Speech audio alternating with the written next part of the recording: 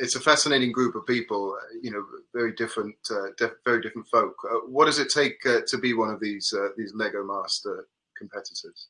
I think they're a lot, they were all, I was really impressed with, what great builders they were. But the ones who really made it through to the ends were the ones that had who had great imagination and that ability to translate that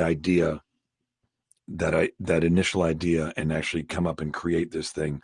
They had to be great engineers and they had to be great artists in a lot of ways.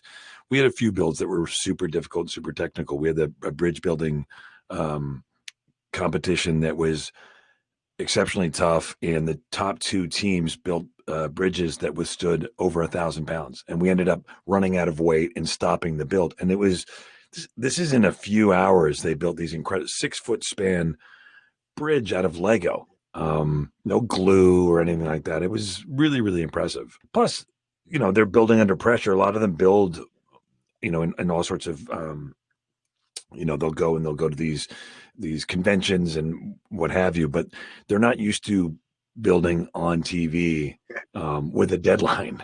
I think that was one thing that they probably did not anticipate. And you could see it with Aaron there when his thing falls apart. The pressure had built up. He wants to win. He wants to win the money. He wants all of it, and he can feel it. And when it crashes like that, it's just like that pressure just. Yeah, I can imagine. Take me back a step. You starred in the Lego Movie 2 and Lego Batman movie. What is it about the Lego world that you like to play in? It started with the first Lego movie. I think, when Phil Lord and Chris Miller came to me and asked me to play Lego Batman, I didn't really know that it was going to be the first step on this kind of journey that is still going.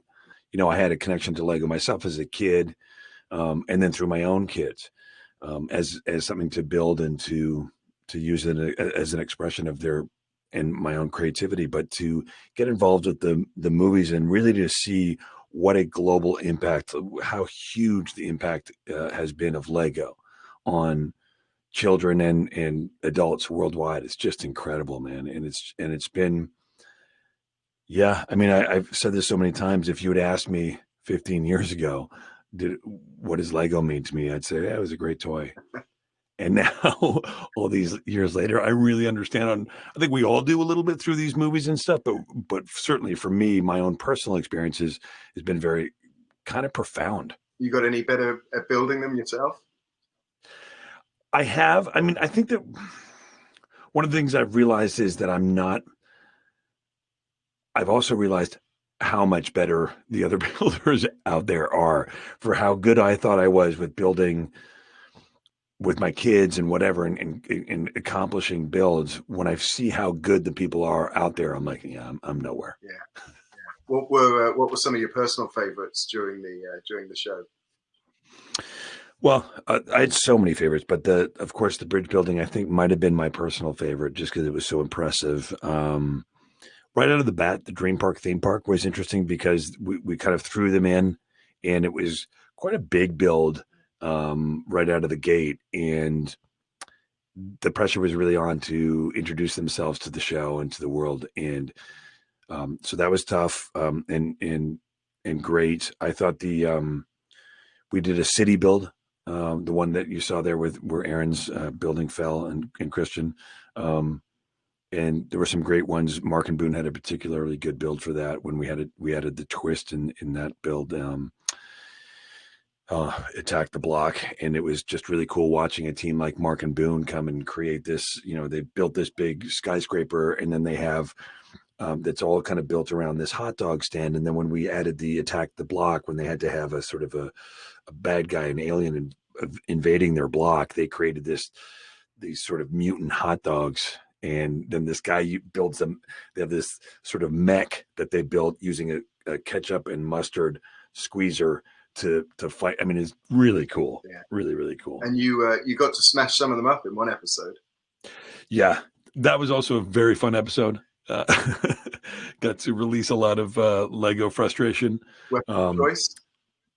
Yeah, we had this. Yeah, so that was the space. I got to use the space ball bat as we called it. and I think I got to smash 4 of them.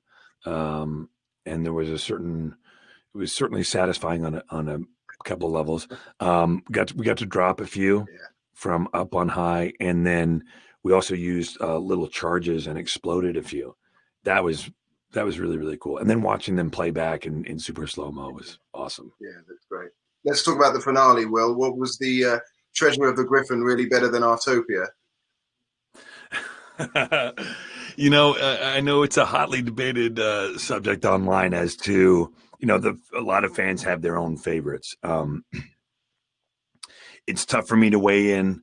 I thought that all the teams did such a great job at that final build, and it went the way that it went.